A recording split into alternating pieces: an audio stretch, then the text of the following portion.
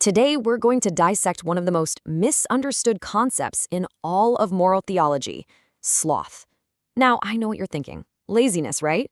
But its real history, its true meaning, it reveals a vice that is so much deeper and, frankly, so much more dangerous than that. Think about it for a second. We tend to get really fixated on the sins of commission, the things we actively do wrong.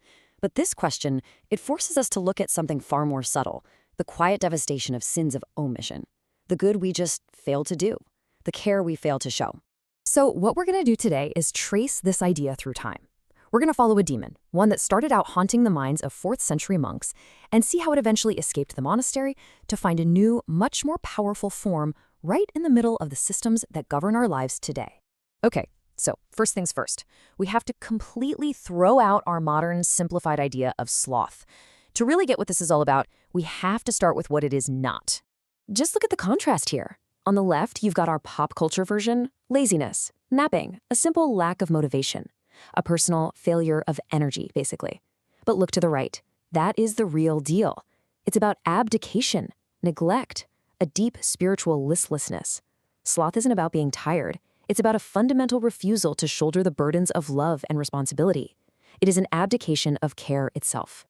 The original Greek term for this was acedia, and what it means, quite literally, is a lack of care. And this isn't some peaceful, chill idleness. Oh no.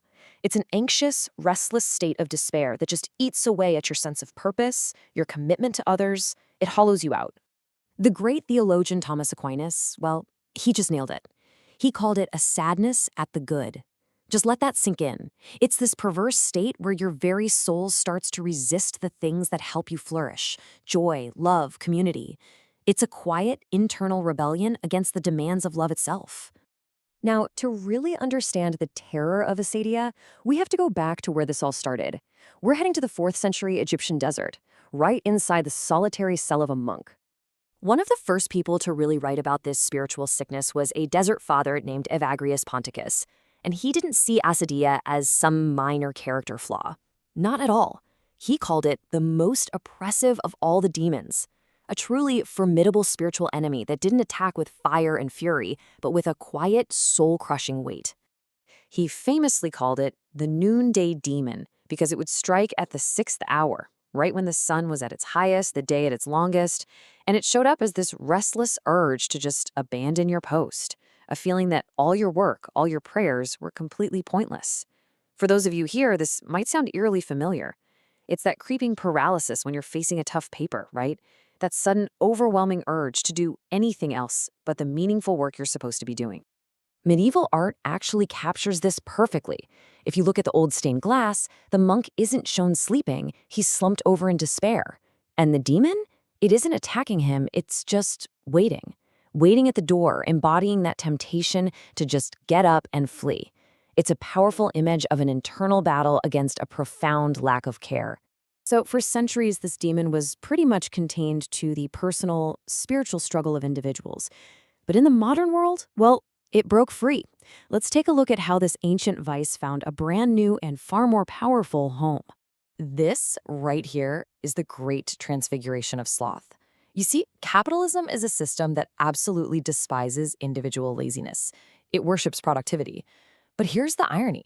It has managed to build sloth into its very structure. It's not a personal vice anymore. It's a systemic one. This new version of the demon even got a new name, Belphegor. And according to the old demonologists, Belphegor doesn't tempt you with obvious, flashy sins. No, his beat is convenience. He offers up all these ingenious systems and complex bureaucracies that promise to make life effortless. But in doing so, they make us weaker. They chip away at our will to act and our capacity to care for each other. And this is what it looks like in the real world. Systemic sloth becomes neglect as official policy. It's the crumbling bridge that everyone knows is dangerous, but nobody fixes. It's the endless red tape that paralyzes any meaningful action. It's the cold, hard logic that says if there's no profit in repairing the things we all share, well, we just let them rot. So if we were to make a new stained glass window for our time, this is what it might look like. Belphegor is no longer a shadow in a monk's cell. He's a bloated bureaucrat, sitting on a throne of his own neglected paperwork, completely ignoring the ruins of our shared world outside his window. All right, let's bring this home. Let's bring it right into your daily life. Because the noonday demon hasn't just escaped the system, it has found its way right into your pocket. Seriously, does it? It's not about being idle anymore. Modern acedia is the state of being constantly distracted, restlessly scrolling, perpetually avoiding the deep, focused work that actually matters. It's a kind of hyperactive paralysis. And here are the new faces of that demon. Doomscrolling, right? It feels like you're staying informed, but it really just paralyzes you with anxiety. Slacktivism gives us that quick hit of feeling like we did something without the actual responsibility. And it all leads to burnout, that uniquely modern exhaustion you get from being aware of every single problem in the world, but feeling completely powerless to do anything about any of it. But here's the crucial point. This is not just a personal failing. The very architecture of our digital lives is designed to harvest our distraction for profit. What the Desert Fathers saw as a spiritual temptation has become the actual business model of digital capitalism. So, if the problem is a systemic failure to care, this cultivated listlessness, what's the antidote? Is the answer just to work harder? No, the solution has to be something much, much deeper. The counter virtue to sloth isn't frantic busyness. It is vigilance. It's the quiet, disciplined, and sustained practice of paying attention, of caring.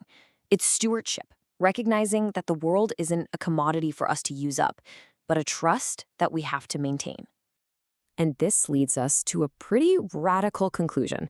In a system that actually profits from neglect, the simple act of repair, of maintaining our infrastructure, our communities, our planet, becomes a powerful act of resistance.